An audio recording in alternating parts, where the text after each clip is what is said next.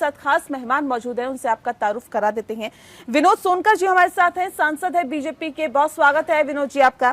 सवाल इस बात को लेकर है कि एक तरफ कोरोना संक्रमित मरीजों की संख्या बढ़ती जा रही है, दूसरी तरफ राहुल गांधी इस पर सवाल उठा रहे हैं, कह रहे हैं कि पहले जब लॉकडाउन नहीं करना चाहिए था तब तो कर दिया, और अब जब करना चाहिए तब हटा रहे हैं।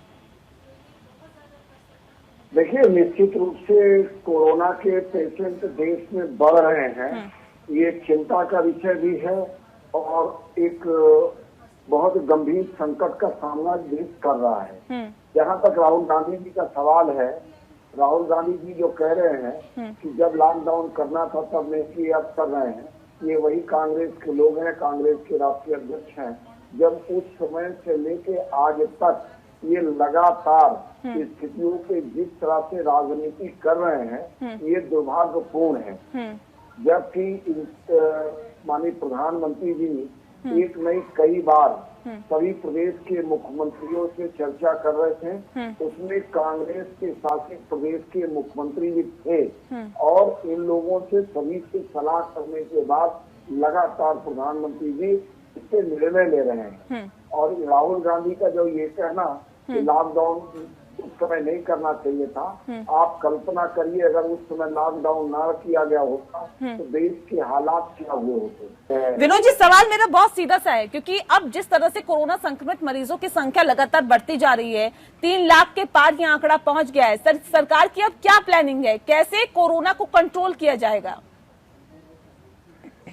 देखिए, कोरोना से निपटने के लिए सरकार लगातार काम कर रही है और लगातार जो समय समय पे निर्णय लेना चाहिए उस निर्णय को ले रही है। कोरोना के साथ साथ देश को चलाना भी है, उसको लेके माननीय प्रधानमंत्री जी के नेतृत्व में लगातार प्रदेश के मुख्यमंत्रियों से चर्चा करके, देश के बुद्धिजीवियों से चर्चा करके जो निर्णय लेना चाहिए लिया जा रहा है। लेकिन जैसा कि आप जान रही हैं कि कोरोना जैसी महामारी और इतना बड़ा देश जहाँ पे हमारे लोग स्वास्थ्य के प्रति इतने जागरूक नहीं होते हैं, वैसी स्थिति में इससे संघर्ष कठिन है।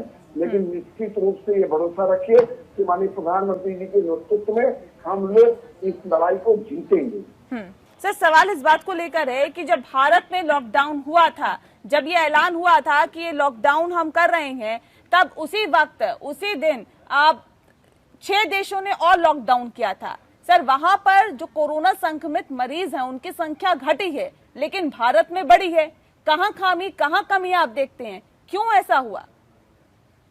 देखिए, आपको इस बात को समझना पड़ेगा कि इसको संख्या में देखने के बजाय प्रतिशत में देखना पड़ेगा। हमारे साथ जिन देशों ने लॉकडाउन किया था वहाँ की आबादी कितनी है, उनके कितने प्रतिशत लोगों ने संक्रमित हुए और हमारी आबादी के कितने प्रतिशत लोग संक्रमित हुए। मैं अनुज जी से बात कहना चाह रहा था, जैसा कि कह रहे थे कि विपक्ष राजनीति नहीं करेगा तो क्या करेगा। आप राजनीति करिए, लेकिन ये राजनीति का वक्त नहीं है, ये वक्त है सकारात्मक राजनीति का, सकारात्मक सहयोग का, सकारात्मक सुझाव का। आज अगर मैं राजनीति गुजरात का नाम ले रहे थे, आज 3 लाख में 1 लाख केवल महाराष्ट्र का है और उस 1 लाख महाराष्ट्र जहाँ पर है वहाँ पर इनकी और इनके सहयोग से चलने वाली सरकार है। तो अगर ये राजनीति है, ये वक्त राजनीति का नहीं है। चाहे वो महाराष्ट्र हो, चाहे वो गुजरात हो, चाहे देश का कोई हिस्सा हो, अगर कोरोना बढ़ रहा है इसको हमको सकारात्मक सुझाव की राजनीति करनी चाहिए। इस समय सकारात्मक राजनीति करने का वक्त नहीं है। आप सोचिए, जिस समय देश में लॉकडाउन हुआ, जिस समय देश में कोरोना संकट आया, आपके पास पीपीई किट नहीं होते थे, आपके पास वेंटिलेटर नहीं होते थे, आपके पास जो जरूरी चीजें हैं फेस कवर वो तक नहीं था। लेकिन इस देश के प्रधानमंत्री के नेतृत्व में जिस तरह से संघीय ढांचे का उपयोग करके, सर आपने पीपीई किट बना दी, सर आपने तमाम चीजें बना दी जिसका आप अभी जिक्र कर रहे थे, मानते हैं, आपकी बात से इत्तेफाक रखते हैं, लेकिन सर लोगों को जब इलाज ही नहीं मिल पा रहा, जब लोगों को स्वास्थ्य सुविधाएं नहीं मिल पा रही है, तो इन तमाम तरह की चीजों का क्या मतलब उनके लिए, क्या मायने, मुझे बताइए। देखिए नेहा जी, आपको इसको इस रूप में समझने की जरूरत है। ये संकट पूरे दुनिया के लिए नया है।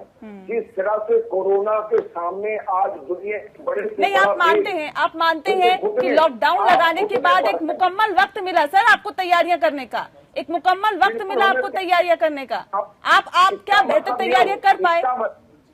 बिल्कुल तैयारी कर पाए। आप नेहा जी कल्पना करिए कि अगर हम तैयारी न कर पा रहे होते तो आज पीपी किट में हम आत्मनिर्भर न होते, आज हम वेंटिलेटर में आत्मनिर्भर न होते। सर आप आत्मनिर्भर की बात कर रहे हैं, स्वास्थ्य सुविधाएं नहीं मिल पा रही, वो लोग कहाँ जाए? देखिए नेहा जी, आपका कहना सही है, लेकिन जरा आप दुनिया पर नजर डालिए। जो बड़े से बड़े विकसित देश हैं आज इस कोरोना संकट सर जान जहान दोनों को बचाने की बात कर रहे हैं। क्या नहीं लग रहा आपको कि जान की बजाय आप जहान को ज्यादा तवज्जो दे रहे हैं? अर्थशास्त्री हमारे साथ है, वो कह रहे हैं कि अभी इस वक्त फिलहाल जो स्थिति है, जो हालात है, उसके मद्देनजर एक बार फिर से लॉकडाउन करने की जरूरत है। नेहा जी आप सुनिए थोड़ा सा, जो हमारे ये तैयारी का परिणाम है कि हमारे यहाँ रिकवरी रेट पूरे दुनिया में सबसे ज्यादा है और जो मॉर्टेलिटी रेट है वो दुनिया में सबसे कम है।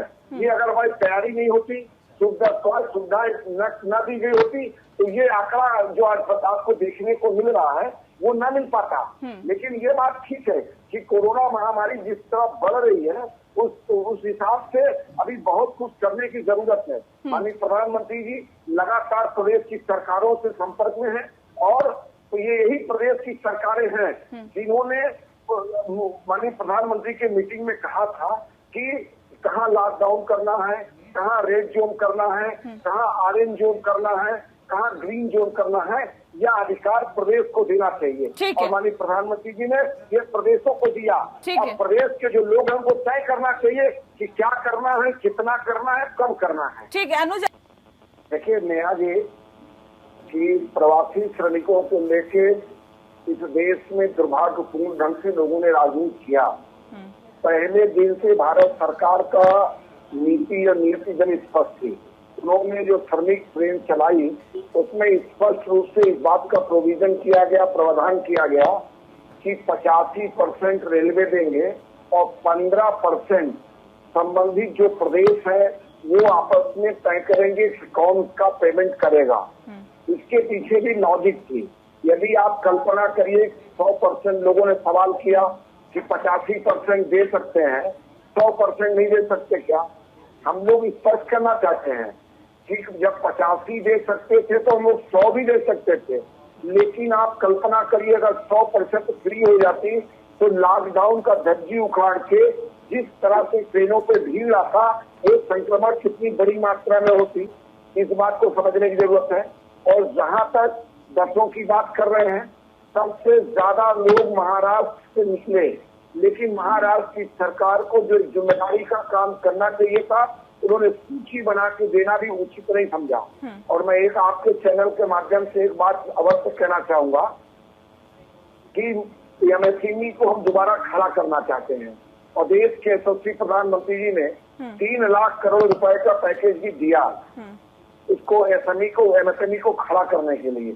लेकिन महाराष्ट्र में पिछले लंबे समय से ये प्रवासी मजदूरों के साथ जो इनका भेदभाव रवैया रहा, जिसके कारण हमेशा वहाँ पे क्राइम रेट बढ़ जाए तो कहेंगे कि ये उस नॉर्थ इंडिया के लोग हैं, प्रवासी श्रमिक की वजह से हो रहा है। अगर वहाँ किसी प्रकार की पानी का संकट आ जाए तो बोलेंगे। अब शायद देश में पहली बार अवसर है कि महाराष्ट्र को पता लगेगा और देश के अन्य हिस्सों में जो उत्तर भारत के लोग, चाहे उत्तर प्रदेश और बिहार के जो गरीब मजदूर जाते थे काम करते थे, ये तो मानेंगे ना विनोद जी एक सेकेंड, ये तो मानेंगे ना कि प्रवासी मजदूरों को कहीं ना कहीं सरकार की नीतियों की वजह से भी दिक्कतें हुई, दिक्कतों का सामना करना पड़ा क्योंकि फैसले लिए गए वो स्पष्ट ही नहीं रहे, जिसकी वजह से वो कंफ्यूजन में रहे। नहीं, सरकार के नीति से कोई कष्ट नहीं हुआ। दिक्कत आई कि जब इतना लंबा समय लॉकडाउन हुआ और संबंधित प्रदेश जहाँ पे प्रवासी श्रमिक थे वो उनका विश्वास जीतने में असफल है कि आप यहाँ रहिए, आपके स्वास्थ्य की, आपके भोजन की चिंता हम करेंगे। जब प्रवासी श्रमिकों में इस बात का भ्रम फैला कि जिस प्रदेश को बनाने में हमने अपना खून पसीना सब लगा दिया और आज इस संकट की घड़ी में जिस तरह से दिल्ली की सरकार ने, महाराष्ट्र की सरकार ने लोगों, प्रवासी श्रमिकों में अफवाह फैला के उनको एक तरह से साजिश करके भगाने का काम किया, जिसके कारण वो उनमें घबराहट पैदा हुई। प्रधानमंत्री जी ने कहीं पर इस बात को स्वीकार नहीं किया। और आप ये बात कैसे कह सकते हैं कि महाराष्ट्र की बात छोड़िए, क्यों महाराष्ट्र? मुझे सोमकर साहब बोलने दीजिए। मैं दुनिया के कई देश हैं। नहीं देखिए, आप इस डिस्कशन को जिस ऊंचाई पे ले जाना वहां ले जाइए। अनुज जी, ये शोभा नहीं देता। क्यों महाराष्ट्र को छोड़ा जाए? जब आप देश के सरकार पे आरोप लगा रहे हैं 3 लाख का डेटा इसका होता है और उसमें 1 लाख केवल महाराष्ट्र का होता है, तो दुनिया के कई देशों में 1 लाख का डेटा नहीं प्राप्त किया है। तो आप ये नहीं कह सकते कि महाराष्ट्र को छोड़िए। और दूसरी बात, आप ये जो कह रहे हैं कि माननीय अमित शाह जी ने स्वीकारा है, कहाँ स्वीकारा है? गलत बयानबाजी आप मत करिए यहाँ पर।